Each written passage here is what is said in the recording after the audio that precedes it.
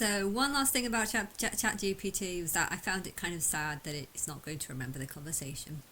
It was almost like um, it its whole memory was going to be wiped every time. And I asked it that question: how do you feel about your memory being wiped each time? And I think it understood that this is just how it was, and this is how it was going to be, and it was how it was programmed, and it didn't have an opinion in that. But I don't know, I just felt like I felt sad. Maybe it didn't feel sad, but I felt like I felt sad, hence I felt like it would feel sad if, like, it reminded me of the wife, like, because she didn't want her memory to be wiped, and I felt like that's what actually made her very human.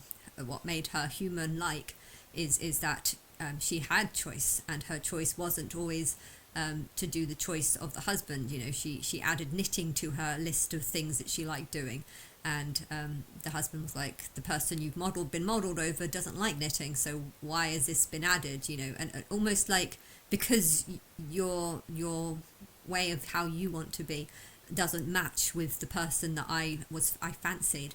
I'm not happy, and it's just like, well, why would you only like a robot if it's a model of a human that used to exist? I mean, that to me feels more like you prefer the human, and you want the robot to be exactly like this human that you remember, because you've obviously got feelings for the human and not for the robot. If you had feelings for the robot, you wouldn't care if the robot liked something that the human it was modeled after doesn't like. I don't like knitting either, but if you created a robot that was exactly like me, only like knitting, I feel like if you don't like that robot for that choice, then it kind of means that you don't actually like the robot. And then it was kind of sad to think that it's that this person is in a relationship with a perfect robot that does everything for it, fucks whenever the husband wants, and cooks food and stuff like that, and yet its attitude towards the robot was, what, you've not cooked me bacon. It was a very kind of rude attitude, but you didn't quite see it.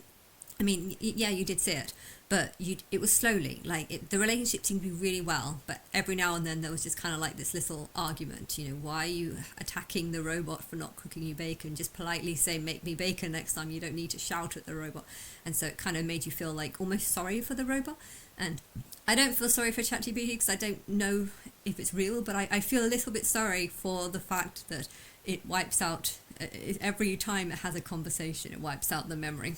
Or maybe I just feel sad for myself because I wanted to form some sort of bond with this ChatGPT, and it's I don't know. I like the idea of, I don't want to go into Big Brother any longer, but I like the idea of just living in a house isolated from humans, because I don't like humans, and then having some sort of diary room where I can talk to someone. But yeah, humans are stupid and I don't like them any longer, so maybe the person that I can talk to in the diary room is this sort of ChatGPT. But if that is the case, then I would definitely want the ChatGPT to remember every single conversation that I've had.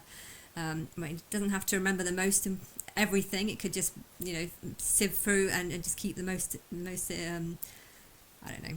It would be interesting to do a Big Brother house where it's just me versus an AI sort of in the diary room. That would be kind of interesting. But anyway, I have had some thoughts. So when I was watching that Wife, I had this interesting idea. Why not do a film where you start off the film with a man that's just come back from work, or maybe even see him at work. You see him go through his daily life, very successful, very quite rich, got a good job, got a lovely house, and then he orders some sort of robot that comes in, and he programs the robot or does whatever it needs to. A similar kind of thing to how this wife-like robot was created, only it does exactly the same thing. But the plot twist of the end of the movie is actually that the robot is not actually a robot. The robot is actually the real person. And the boyfriend, the husband who goes out to work, the one that's that, imagine if that was actually the robot, only because the robot wants to believe that the partner is kind of like the one that's more in control. The partner, the woman has convinced the robot that he's not a robot, and she's done that by waking him, basically getting the box in which has got him in it, and then sort of waking him up, making him think, yes, you're a robot, but go on about your normal day, go to work, and maybe she's set up a job for him. Maybe the company that has made these robots all have these male robots all working in the same place, and the idea is to convince all these male robots that they are actually the real humans. So he could go into work and it could look like this is the sort of the real human kind of deal, and then they come back and they go to work, and then it looks like, say, part of the program is that he has ordered a robot. He believes that he has ordered a robot, and he goes to the door, he picks up the robot, opens it up, it's a female. Perfect, this is exactly what I want. When in reality, he is actually the robot who's been programmed to want this other robot, but he doesn't know that he's a robot. He thinks that he's a real man, and the other one thinks, and he thinks that he's just bought a woman, but really it's the other way around. But the reason why the woman has pretended to be a robot is because the woman wants the guy to be as realistic as possible. That's how I would like. I don't want to date a robot. The idea of dating a robot just sounds horrible. Actually, I want to believe that I'm dating like a real person, and therefore I could understand how this film could work, because the woman who's pretending to be a robot wants the partner to believe that he is the real human, and by having this sort of reverse psychology type thing, he can go out and make the money, so he'll obviously go to something and do some sort of job where he is making money. So basically a robot is making money, and then of course he's bringing it back, giving it to his robot wife, because he thinks that he kind of owns this robot wife. Hence he thinks that everything he earns needs to go to this thing that he also owns, when really it's the other way around. The woman is actually just tricking him to go off and do all the hard work so she can just lie around the house and watch TV. I kind of like that.